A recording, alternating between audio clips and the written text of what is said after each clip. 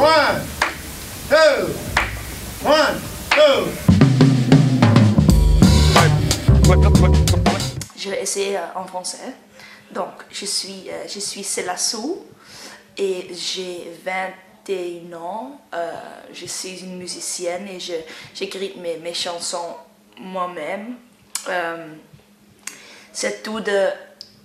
Okay, it's all about, you know, I wrote the songs you know, I also play guitar. I started to play guitar when I was about 15 years old.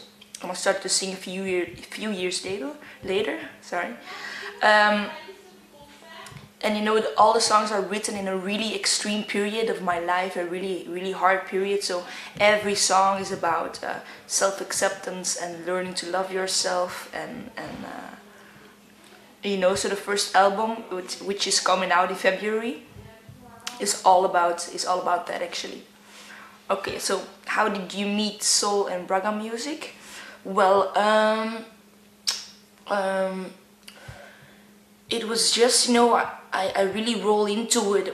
I really started to listen to music pretty late, you know. Before I always danced and I was really a ballerina actually, and the music didn't bother me as much actually.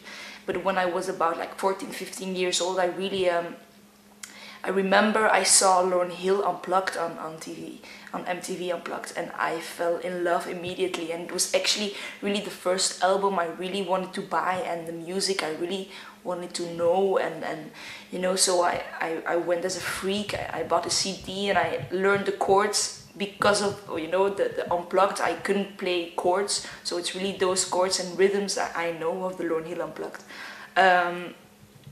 So soul music, you know, her voice is totally soul, and that's where it began with soul. And then, you know, she also did hip hop. So I'm really into a lot of things, and not only soul and raga. Next to Selah, I also do like dubstep, and I'm the MC of like a dubstep community in Belgium. So that's something I also really love doing. And raga is, you know, when I was also younger, my 2-year-old brother listened to it a lot, and it was really something really hip in my little town actually. And you know, it was like smoking joints in the nights and then playing guitar and stuff, and music, and reggae music was just something that was really in our village. And that's how I rolled into it. And then Damian Marley, I'm a big fan of him, and then Damian Marley and Selah and Capleton. Voila, that's why I sold a raga. Then what's new since the last from Paris interview? Okay, so if I remember, it is 1 year ago. Happened so much actually in that year, really. I don't know, but I don't know if my album was recorded then yet. No, I don't think so. So, you know, then it was really the time to search for producers and to who I wanted to work with and to finish songs and stuff. So I got myself a producer, really good one actually, Farrod and Patrice. They produced my album. I made the songs. Then I went playing a lot. That's actually the biggest thing, you know. Last year I played a lot, and I did more interviews in French. So it was really the first one I think I did now, like over 30 in the year. So it's getting kind of boring actually. No, that's not true. Okay, voilà. Then how music has changed your life? No, it is actually my life now. It's really like. You know, sometimes it's a bit hard actually, you know, but I've heard a good sentence, like you have a hobby, and now my hobby is becoming my job, so I don't have a hobby anymore. So that's a bit a hard thing, you know. When I come home, music is everywhere continuously, and if I don't work, then it's also a thing I do, you know. I listen to music, so it's really 100% always there. So sometimes it's really good to have something to put the music really off and nothing. But you know, I couldn't live without it. It's my life, it's my job, it's my hobby, it's my life. So voilà. What do you like in Paris? Oh, man, I'm in love with Paris. Really, more and more actually. You know. But I'm not like I didn't like seen it really. It's mostly, you know, Gare du Nord et viens ici ou des places pour jouer et l'hôtel et tout. Mais pas vraiment Paris, mais you know, I went less into like the place. It was so fucking beautiful at night. You know, it's the first time I really went seeing the beautiful places at night with the lights and the atmosphere, and you know, I really think maybe one day I want to live here. So, you know, I love it. It's a bit kind of Brussels, like in Brussels in Belgium. It's really close, fit together, and multicultural, and little streets, and a lot of different cultures, and so yeah, it's really my thing actually. And then what next? You know, what do you mean what next, like in the music? Yeah. Okay, what's next?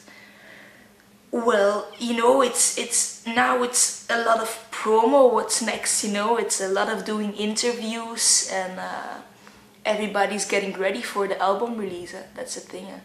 And for me, the thing is to play a lot with the band, to become really better and better, to stand there when the album is coming out, to really have a good live show. So for me, that's the main, that's my main focus at the moment. And for the rest, really, yeah, promo, and waiting for February, and then it will be even busier probably. Yeah. So voilà, this is Break.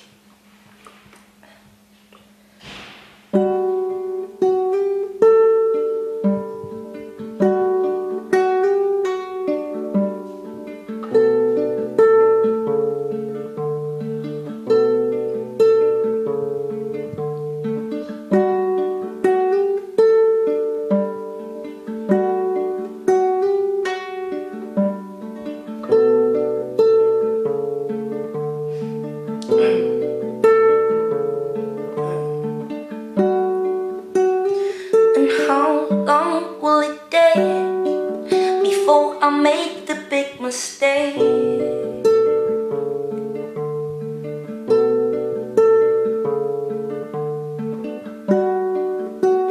And how long will it take before my eyes speak out the truth?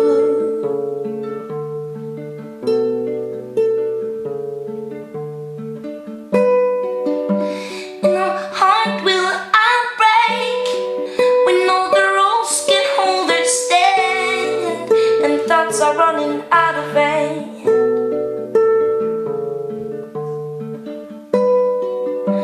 And how hard will I fall when I can't deal with this at all? It's getting darker, break my wall, but no one gets my point at all. At all. At all.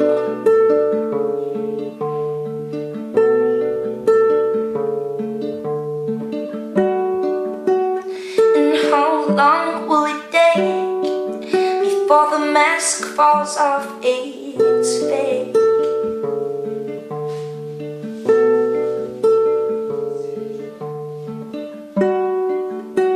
And how long will it take before my eyes speak out the truth?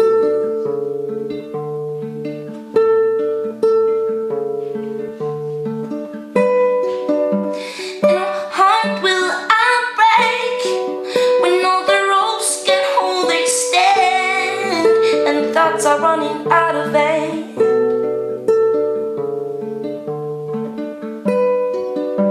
And how hard will I fall when I can't deal with this at all?